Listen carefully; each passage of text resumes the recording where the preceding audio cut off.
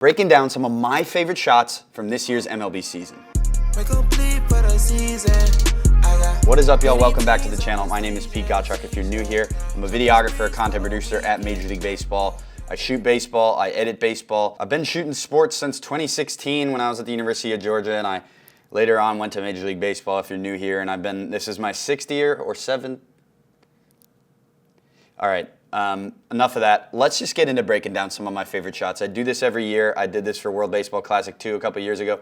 We're just gonna break down some of my favorite shots and why I shot them the way I did and what was going through my head at the time. So I'm gonna start all the way at the beginning of the season. Tokyo series, Cubs versus Dodgers in the Tokyo Dome, and it's this Ohtani home run. Let's give it a little watch through.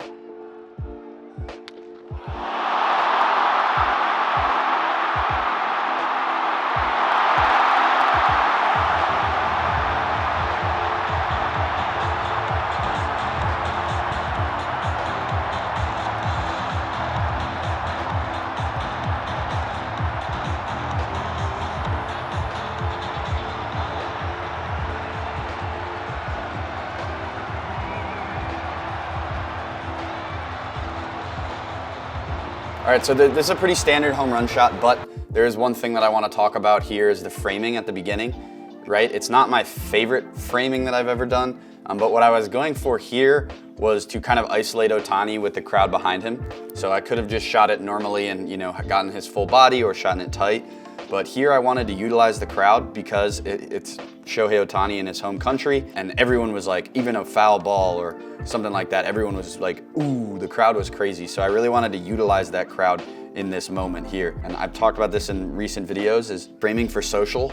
Like this was posted as a 4x5 and it just looked kind of rough. It looks a lot better on like a 16:9 wide format because there is more of that crowd. But the other thing that I wanted to kind of highlight is the rack focus to the crowd, right? So I'm trying to kind of marry Ohtani with that crowd and how big of an athlete he was and how special of a moment this was. Going back to his home country, hitting a home run as a Dodger, right? I mean, I racked to the crowd.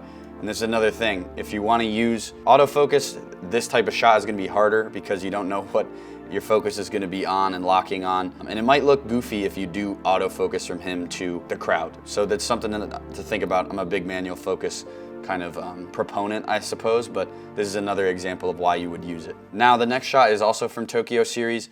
This is Pete Crow Armstrong, fantastic person and player for the Cubs. And this was like before he really blew up this year and broke out this season per se. So one thing I was kind of trying to focus on here is loading it up with B-roll at the beginning of the year. And then the one thing that I was looking for here, I get low and I go really wide on a 16:35. And I did that because of the symmetry and the patterning in the dome of the Tokyo Dome, or in the roof of the Tokyo Dome, sorry. So I really wanted to show off that symmetry because this is like a bygone era of stadium, right? I think the Metrodome used to look like this.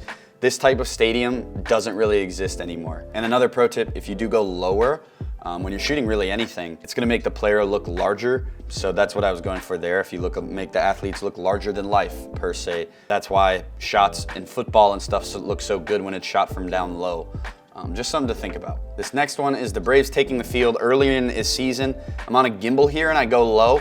It's another good example of wide 16:35. Going low, you're gonna make the athletes look a lot bigger than they actually are and larger than life, right? So you have the wide angle here, you capture the lights, and look how large these players look coming out of the dugout. I love this pan with Matt Olson. Adding any type of motion is something that you should do going forward. Any type of motion, whether it's like panning in, zooming out, revealing something. Adding any type of motion in your shots is always gonna make it, for the most part, much more interesting. Unless you're going for like a symmetry kind of Wes Anderson static type thing, then that's a different argument. And then again, here's another example of 16:35 with motion. I was moving this around really, really fast, this camera, truthfully. And again, another example of me just like trying shit. So as we watch this through, I'm gonna find the point where I really like it. This is the national anthem. Gonna zoom in on Shohei here. And then as the fireworks come up, I wanna zoom back and I'm doing the 360 mode on my gimbal, so it only rotates like this and it tumbles almost the camera lens. So that, another clip that will edit really well. And I was, again, just trying stuff, right? It's a long baseball season. Highly suggest if you guys are shooting a billion basketball games, a billion football warm-up practices, whatever, try stuff, man. You never know. And some of these clips would edit really, really well. So this next one is Elly De La Cruz on a 70-200 lens, and I'm just in the dugout looking for this specific shot. You know, the Braves are taking the field in this very moment, and Elly's one of our like marquee, swaggy players. Really nice guy, smiling all the time, plays the game in a really fun way. So I'm kind of trying to go for, you know, his handshakes and his smile and his jewelry, stuff like that, right? So this right here, I'm just looking down the dugout and it's just about being cognizant. And I really like this shot, this close-up shot of Elly. It's always gonna be really hard to get these types of things when he's actually in the field of play. So this will edit and look really good for a hype video down the road. And my favorite part here is at the very end when we get Elly smiling, climbing up the dugout steps. One of my favorite things. One of my favorite shots of him ever. Just getting him, you know, smiling and enjoying life. Because that's what he does.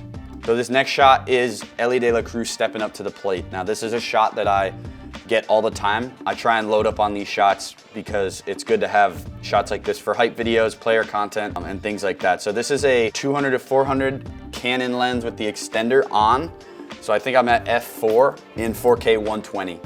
And now I don't know I can't remember who on the day was hitting before Elly, but I really wanted to get this shot of him stepping up, right? He's one of our swaggiest guys. He's got all the gear, the chains, the hair, everything. So I really wanted to get him stepping up to the dish. This is another clip that will edit really, really well. And you'll notice in the middle of this shot, after Elly passes the ump, after I feel like I got that kind of intimidating shot of him walking up, I pan down, right? So I wanna get his feet, I wanna get his cleats, I wanna see what he's wearing. Insane looking cleats, super dope.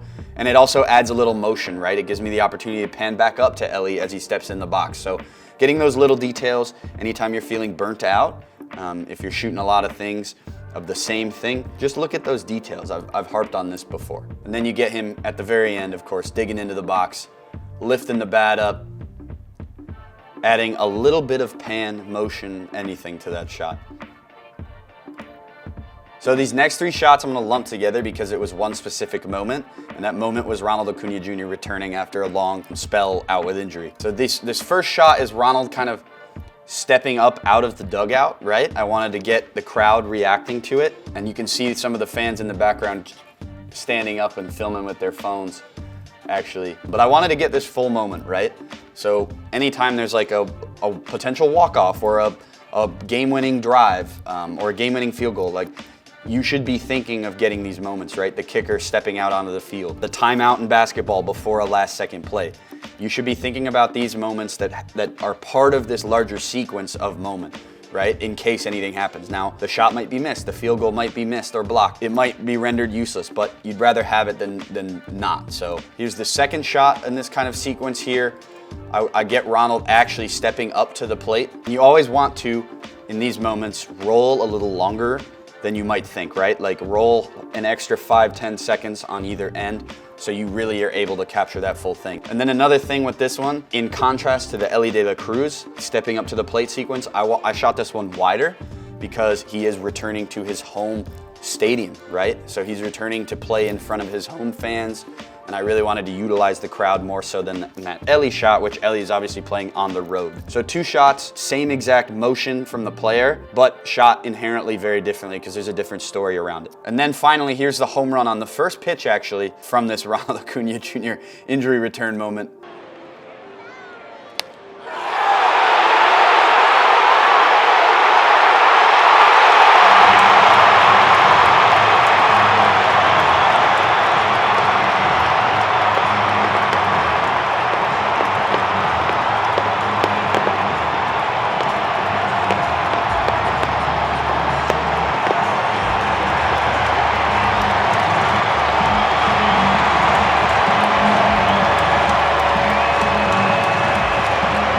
So that's an electrifying player, and that is probably my favorite shot of the season, without a doubt. You'll see here, I've shot hundreds of home runs, but I wanted to shoot this one wider just because of if in case this happened, I wanted to, you know, be ready for it. The other thing is like with a crowd that loud, when they're like kind of waiting, there's like a build-up moment to it, right?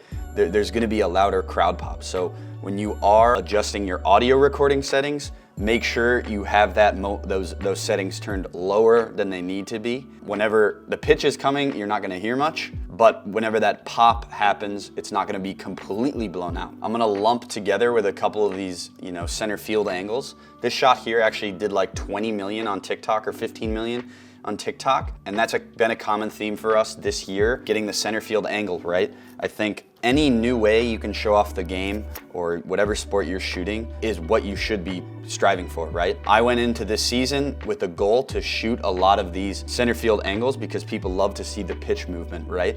Now this pitch is a knuckle curveball from Zach Gallen, and he bounces it, but it's just disgusting, right? Like, it shows the audience really how hard it is to hit a Major League Baseball pitcher. And this one I think did really well because of the cricket connection. Like, we got a lot of viewership and like on the other side of the world from this pitch. And then here's another here. So this is a Canon 2-400 with the extender on in the crop mode on the C70, shooting in 180 frames a second. So it's really zoomed in, and it's really hard to keep this steady because I think I was on a monopod. But I really wanted to show Chris Sale's slider movement on this one. So the reason I shot this way is because I wanted to be really zoomed in to get that more lens compression. Now, if you aren't familiar with lens compression, the more zoomed in you are on a subject, the more the foreground and background are going to look kind of similar. They're gonna look closer together, I guess. I don't know if that's like the actual definition, but I wanted to be more zoomed in so the pitcher and batter look a lot closer and you can see more of that vertical movement, if that makes sense, on a plane. So I wanted to put Sale and Naylor, Josh Naylor, who's hitting here, on the same plane, so you can really emphasize that slider movement. And then in terms of posting this, you can kind of say with the caption alluding to that it breaks all the way across the screen, because it does. He throws the ball on the left side of the screen and it goes all the way across the screen, which I think is just disgusting. Now these next couple shots, they're just tight B-roll shots and getting details. And this is a common theme that I've talked about over the last couple of years, is getting detail shots, right? If you are feeling like you've gotten the same shot over and over or something like that, really zoom in on the details. Photographer or videographer, I think this concept applies. So I wanted to get Jazz's chain here. Jazz, again, another one of those players that has insane style and fashion. So let's watch this shot through here. It's just a little bit of, it's just B-roll, truthfully. So I wanted to get that kind of iconic New York Yankees jersey with that like new era, new age jewelry and chain baseball player, right? So I think Jazz is one of our most stylish players. We love pushing the chain and jewelry on our socials. So getting the detail shots here is important, right? This will go a long way in edits for his own channels, edits on my own channels, and our social channels, of course, will go crazy as well. And in the same vein, here's an example of kind of utilizing motion, again, in these detail shots. So I started Jazz's feet, got him tapping the plate, and then I get the zoom up part and the kind of little wobble that he does when he gets into the box. Always add motion, it makes your shots a lot more interesting. So I hope y'all were able to gain some value from this video and hear me yap about my own shots. I certainly enjoy doing these videos. They're really easy. It's nice and casual discussion to have. And I hope it gives y'all a little bit of insight into why I shot this the way I do. Maybe you can take some of those values and some of that insight and apply it to your own shots. So if you're not subscribed, please subscribe. Give this video a like as well. And I'll see y'all in the next one.